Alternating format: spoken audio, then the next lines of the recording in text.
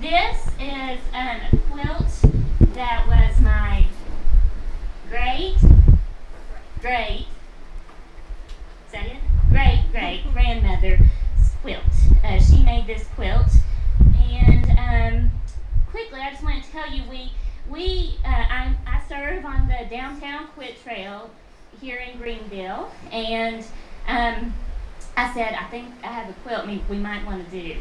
And so when my grandmother, my mom's mom, who will be on the bus tour with me tomorrow, 91. Yes, she turned 90 last year, and so that was our family's gift to her. We commissioned the quilt to be put on Asbury United Methodist Church downtown. So I'll try to get through this. Okay.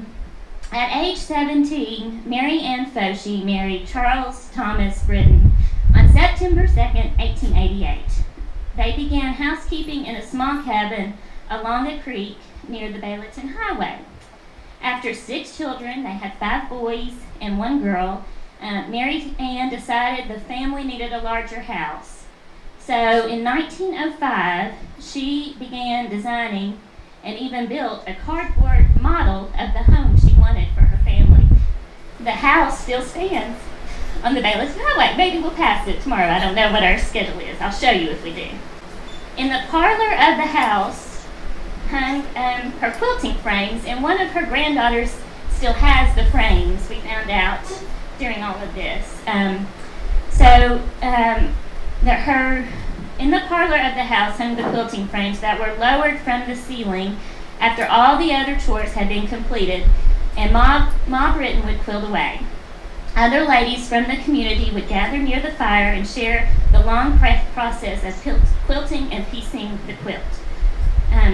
Ma Britton was a devoutly Christian woman, and she was described as wide as she was tall, which I think we also got that gene, Bob. I'm excited. Okay, so her children and grandchildren often spoke of how embarrassed they would become when she would begin her weekly church shouting as she walked the aisles of the church. Another report came from grandchildren who complained of sore knees during the long nightly prayers while spending the night with Ma Britton. In her late years, although she had to be helped up, she insisted that you always prayed on your knees. Okay, so sometime after the house was built, Ma Britton had a vision, she said. She called it a vision or a dream, and where God told her to make the quilt that represented Adam and Eve in the garden. Here I go, sorry. She accepted the challenge and designed and created the quilt using old cotton feed sacks. Only this time with this quilt, no ladies in the community came to help. Those same quilting frames were hoisted up and down for as long as it took for Ma Britton to complete each and every stitch herself. So this was her vision.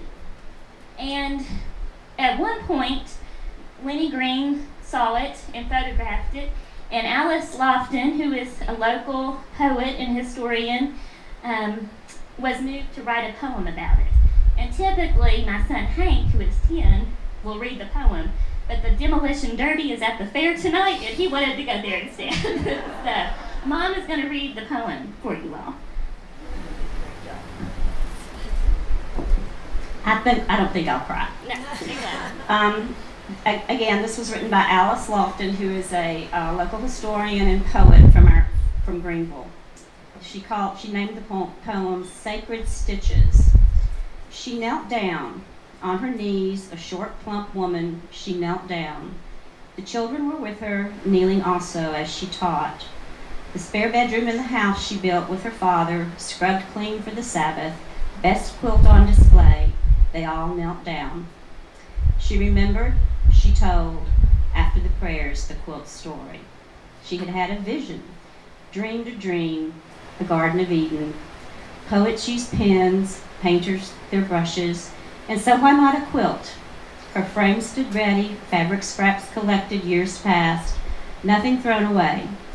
Her show quilt, she knew now, testimony to her faith, her family, the family of man, because it was Adam and Eve, but also serpent, Satan, giver of darkness. There was first woman, first man, black as the red of apple, the springing green of the knowledge tree, and so in blocks, all alike to the naked eye, and yet not white, laid like soft green bricks, the patterning intricate and wise. She made her masterpiece to the glory of God. She knelt down. Rose, pieced, quilt, days, weeks. Adam, Eve, serpent. Forget it or not, the fruit of the tree is death. Over and again we sin, are sanctified through faith. Block after block, God is in it, though not seen. The last block made and perfect, as all earthly things must be. The children yawn, Ma Britton smiles. Rises with their help, 5 feet tall and 5 feet wide. She knows when crackers are needed. Homemade, this woman who built her house, laid bricks, cut timber, quilted, a vision of the fall. She feeds the blessed children who will remember the story. Treasure her quilt, though they now are thinking only of crackers as children will. Remember this woman, her strength, her artistry, her faith. She knelt down and she rose up.